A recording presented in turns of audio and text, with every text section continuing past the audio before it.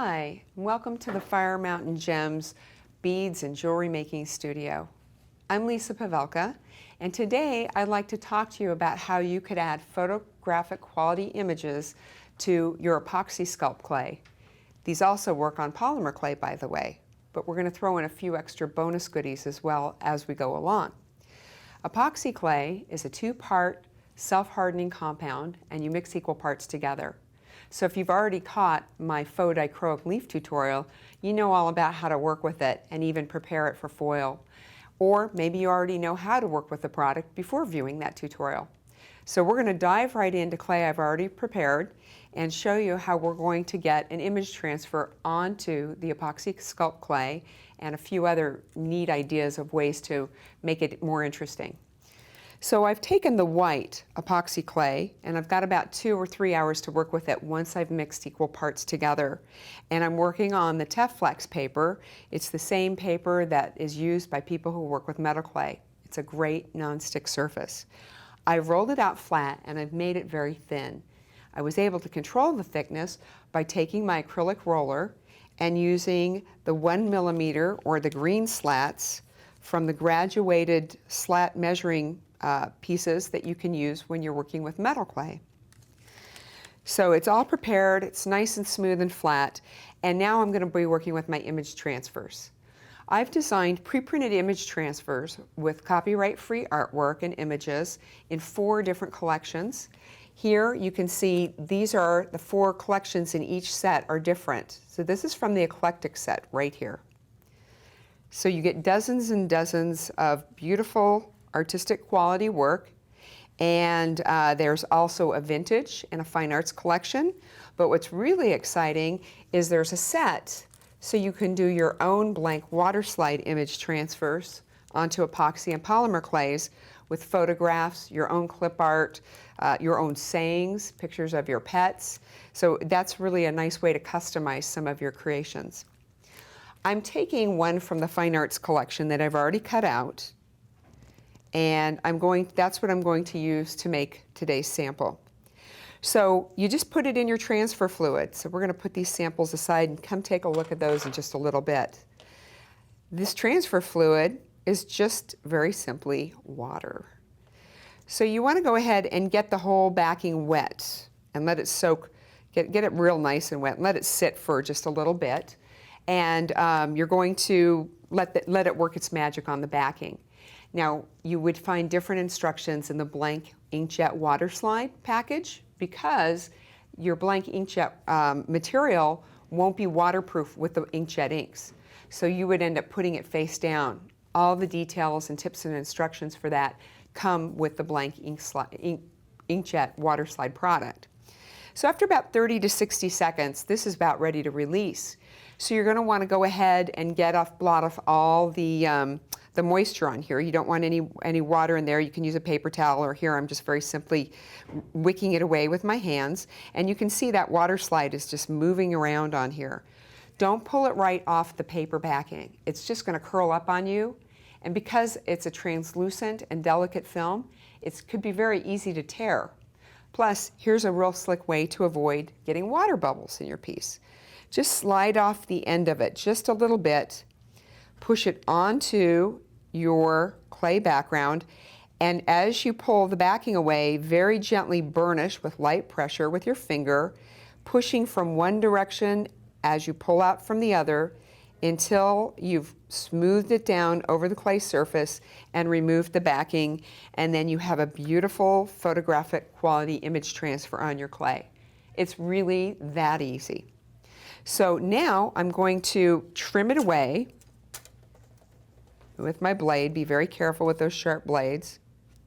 And I'm going to show you how you can add a decorative foil border to frame this out and make your own bezel setting. Now, oftentimes I use bezels that are already made, metal bezels, and from anywhere from base metals to fine metals like silver, or make my own art clay bezels. But it's kind of fun sometimes to create your own. And we've trimmed away the excess here. And now we're ready to add a decorative border. And this is one of my simple elegance border mold. I've already prepared some black Apoxie Sculpt clay and rolled it out very, very thin using the thinnest slats in the graduated slat set and peeling it away from the Teflon paper. And just to make sure that it comes out nice and cleanly, we're going to use a little bit of silicone automotive spray. This is a product that you can get just about at any automotive store, discount department store, or even your drugstores usually carry it. You'll find it under the names Armor All or STP Son of a Gun. And it's not going to be harmful to the clay or your hands, but even though the foil acts as a release agent, this product too will just ensure it comes out of the border mold very cleanly. All right, so keep in mind you're handling glue in your hands when you're working with this clay, so it's a little sticky, and it's not a bad idea to have a little bit on the back of your fingers so that you can handle it much easier. Now, if you've been creating with epoxy clay and you have some leftovers, this is a great use for your leftover clay, or just roll up some fresh as you need it.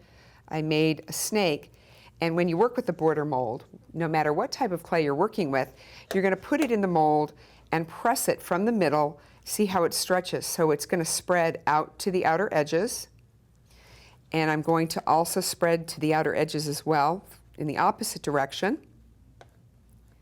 And if you have excess raising up and over the edge of the border mold, very carefully take a clay blade, and you're going to start by slicing in the middle. Don't try to slice from the outer edges, because you're going to find you're probably going to lift the border right out of the mold. So then I'm going to turn it around and get the excess away, and I'm being very slow and careful, because keep in mind my thumb is on the other end of that blade. So always keep safety foremost in your mind. And the scraps can go away and be used for another project. Now, we don't want this to tear or stretch too much. That's why I created these molds with open-ended cavities. So what we're going to do is gently flick it up, and rather than pull, just flick as you go and ease it out. And you can see it's captured all that lovely detail. And you can very simply clean up your edges just by smoothing your fingers along the edge. You don't need to take a craft knife or a clay blade to cut those off. And if I wanted to, I could take this mold and just put it around, making a frame right around my piece. Or if I wanted a frame that had a little bit more subtlety, I could cut it in half down the middle and make it a bit narrower. So you don't have to use the border molds that you create all as just one solid piece. You can do a lot to play around with them. One last thing before I go back and show you how cool the finished pieces can be is if you want something like this effect, where you have the iridescent background, that almost mother of pearl sheen that's behind your image transfer, before you apply the image transfer, I'm just going to flip this right over. You can take some of the pearlescent foil from my collection, and I'll use some right here. It's one of 6 colors you'll get that come in 4 by 8 inch sheets, so you can do dozens and dozens of projects. And you're going to burnish it down. So the color always goes face up, but you can see color with this particular foil can be seen from both sides. So the instructions in the package will tell you that the matte side goes face down. Then I'm just going to burnish it very lightly with firm pressure using the flat portion of my fingers, not my fingertips, and take a piece of scrap paper, which will allow you to generate friction and eliminate the drag that body oils, lotion, and clay residues can cause. And we burnish for about 5 to 10 seconds. On polymer clays, we would actually burnish about 30 to 60 seconds. Pay attention to the corner you're ripping it from. Rip it very quickly.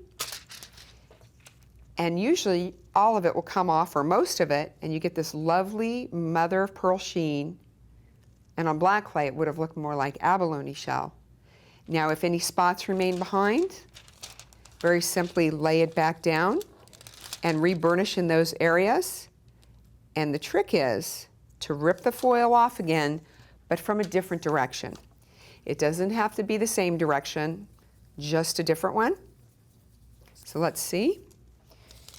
And I will use up this mylar foil until there's nothing left but clear mylar. There's all kinds of great things you can create even with just the scrappy bits.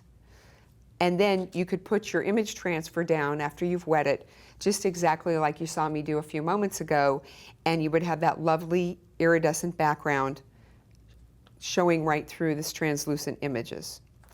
Now, when you're done, you can glue a bail on the back.